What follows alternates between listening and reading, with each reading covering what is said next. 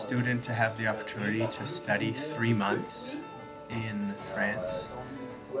When it comes time to apply to go to university, it sets them apart. It's not every student who has that type of opportunity. And then from a linguistic point of view, there is no better way to learn a language than to jump in the pool and be completely immersed. I came because I really wanted to experience a different culture and increase my knowledge of French. In the end, you get to say I spent 3 months in France and I got to learn the language and I got to learn so much. I'm a junior, so next year I just have 1 year and then I'm off to university.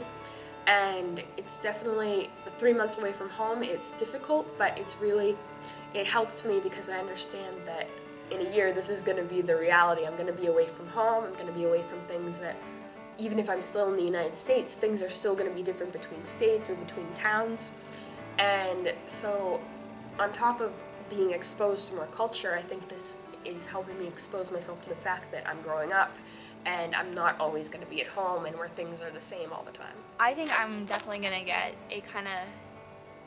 a sense of learning to work through problems more, better problem solving skills, and I think I'll also learn from my surroundings more. Before I came, I was actually really nervous. I was kind of nervous to leave my family for 3 months, but I was also really, really excited to do this experience. I was worried about always being alone and not really making any connections here because I'm a little bit more reserved. But it's not like that because they're friendly, they want to get to know you. So you just kind of have to adjust. But within your classmates, when you start to get to know them, it's just the same interaction as it is in America. It just takes time. I was afraid. It's not really a fear, but it's a realization that you're gonna miss your family and you're gonna miss your friends, but in the end it's worth it because of this experience and all the things that you gain from it. Every Sunday I Skype with my parents now, and I keep in touch with my friends through Snapchat and Facebook and everything like that. And it's difficult because you're not seeing them, you're still interacting with them, but it's in a way that's more separate. And for me, this was a little bit hard, but you get used to it because you understand that life's going on for them as well, but they're still making the effort to keep in touch with you. So you know that you're not losing anything, it's just kind of put on hold for a bit. Hard because it's hard to speak a different language all the time, and half the time you don't even know what's going on. So you just kind of have to follow everybody else, and you don't feel as independent as you do at home. You kind of feel annoying and like you always have to hold somebody's hand. So that's difficult in that sense, but as time goes on, it gets better. So my French when I arrived was very minimal, very minimal. So what I do is I keep a journal where I write down everything that I don't know, and so I'm constantly learning new vocabulary. So then I widen my vocabulary, and that's a really big part. And then also, you just have to listen a lot. You just listen. And if you don't know a word, you say, hey, what does that mean? And so I've only been here, I think, 3 weeks, but my French has improved a lot because of just listening and being immersed in it. I wouldn't say I'm bilingual by any source, but if I just keep working at it, I think I'll get there. My host family speaks really good English, so I was fortunate to have that. But I know that if they did not speak English, I know just enough that I could communicate with them what I needed to. And then also I had another girl that was a correspondent really help me adjust and meet people who were here. So, and then also I knew the minimum to speak to people, so I knew that to get that by. I just wanted more conversational. C'est ça, les premiers jours, on voyait que c'était vraiment compliqué, qu'elle avait du mal, que c'était très épuisant pour elle d'essayer de comprendre. Mais quand on compare maintenant, oui, l'arrivée et le niveau qu'elle est rendu maintenant, on voit qu'il y a de très très nets progrès. For me, it was a little bit different because in the United States, when I see my friends, I usually just give them a hug or something like this. But here in France, you fais les bises, you give the kisses and everything like that. I noticed that always, every time you say hi and every time you say bye, you kiss people on the cheek. Every single time. For you it feels strange because you're not used to it, but while you're here, you get used to it. Like now, whenever someone greets me and they don't do the kisses, it's almost not an insult, but it seems strange not to have that. So it's different, but you get accustomed to it very quickly.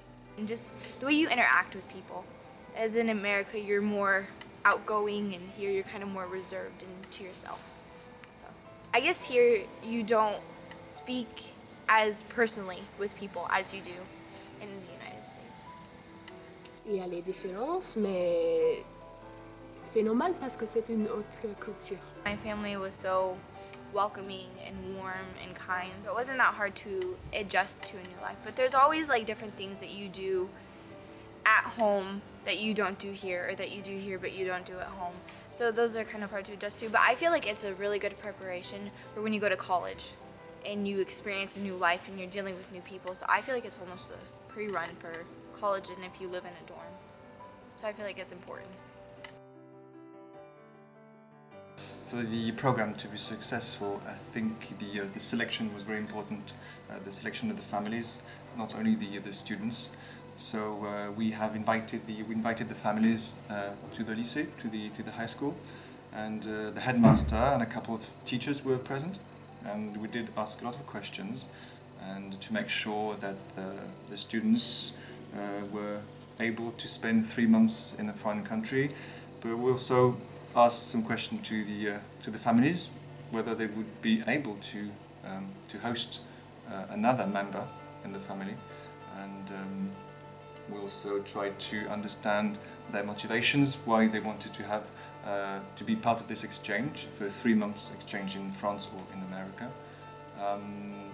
So we paid a lot of attention to the answers of the families and of the students, and we tried to understand and probably select the best family for a successful exchange. Any questions like if they had a boyfriend or a girlfriend, and if they would survive being away 3 months. So these type of questions were also important.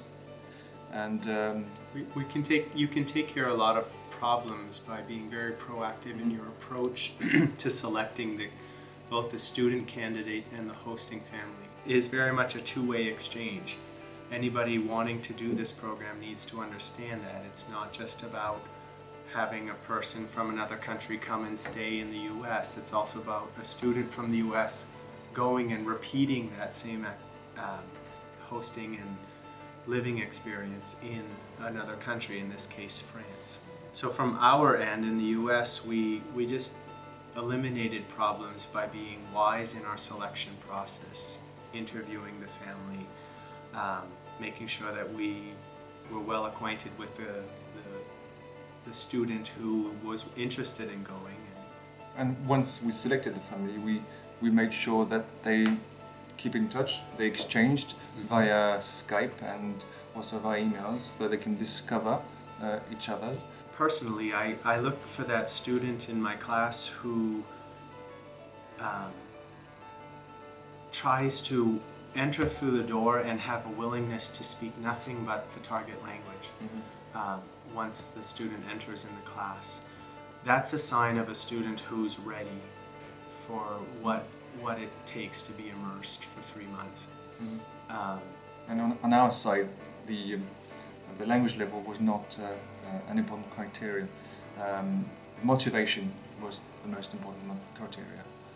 Advice I would give them, I would tell them to keep an open mind and not have expectations, because then you're just blown away by how amazing it is. And I would just say keep an open mind and enjoy it.